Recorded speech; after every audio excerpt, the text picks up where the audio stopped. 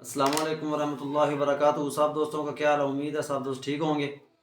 آج دوستوں کے ساتھ شیئر کریں گے موت کے وقت یعنی موت کے قریب کی علامات۔ جب مریض بیمار ہوتا ہے، بہت زیادہ شدت کی بیماری آ جاتی ہے، تو اس کی جو علامات ہیں نا، وہ ہر آدمی کو پتہ ہونی چاہیے، معلوم ہونی چاہیے، تاکہ ان علامات کو دیکھ کے مریض کو کہیں بھی نہ لے جایا جائے۔ تو ان کی علامات دوستوں کے ساتھ شیئر کریں گے کہ موت سے پہلے کی علامات کیا ہوتی ہیں، اور ہمارا یوٹیوب چینل دیکھنے سے پہلے زیادہ سے زیادہ اس کو سبسکرائب کر دیں، تاکہ ہمارا آنے والا نوٹیفیکیشن جو ہے آپ کو جاری ہو سکے، آپ کو مل سکے، اور آپ ہماری نئے آنے والا بلاگ دیکھ سکیں۔ پہلا جو ہوتا ہے نا، موت کی علامات سب سے پہلے ہوتی ہے منہ کا کھلا رہ جانا۔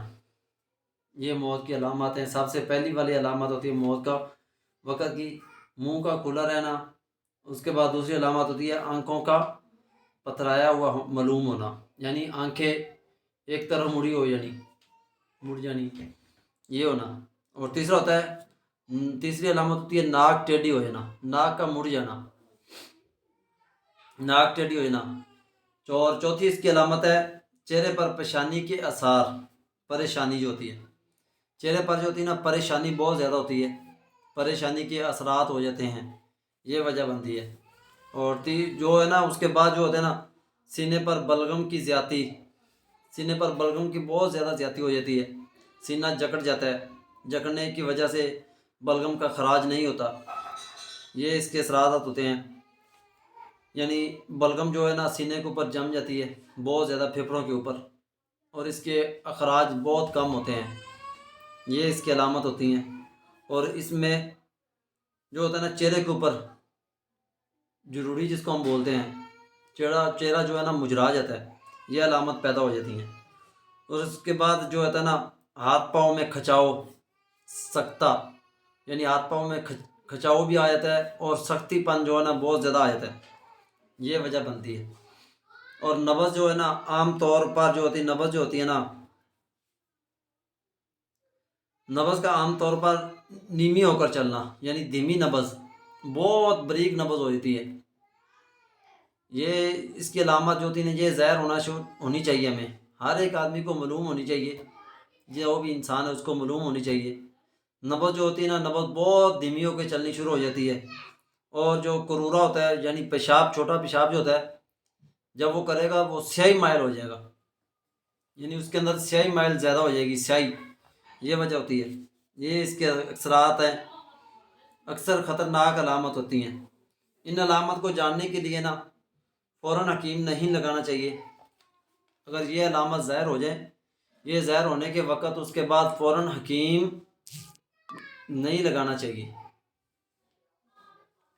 کیونکہ ایک چیز ظاہر ہو رہی ہے، ظاہر ہونے کی وجہ سے ان علامت کو جب بھی ظاہر کرو تو ان کے اوپر جو ہے نا فوراً حکیم نہیں لگانا چاہیے۔ اور اس کے بعد جو ہوتا ہے نا، کیونکہ زندگی اور موت جو ہے نا، وہ تو صرف اور صرف اللہ تعالیٰ کے ہاتھ میں ہے، وہ تو اللہ تعالیٰ کے اختیار میں ہے۔ اکثر قریب لوگ جو مریضوں کو پھر زندگی پیدا ہوتی دیکھی ہے، کیونکہ جو زندگی موت انسان کے ہاتھ میں نہیں ہے، لیکن حکمت کے اندر جو ہوتا ہے نا، حکمت کے اندر اس کا علامت کو ظاہر ہونا یہ دیکھا گیا ہے۔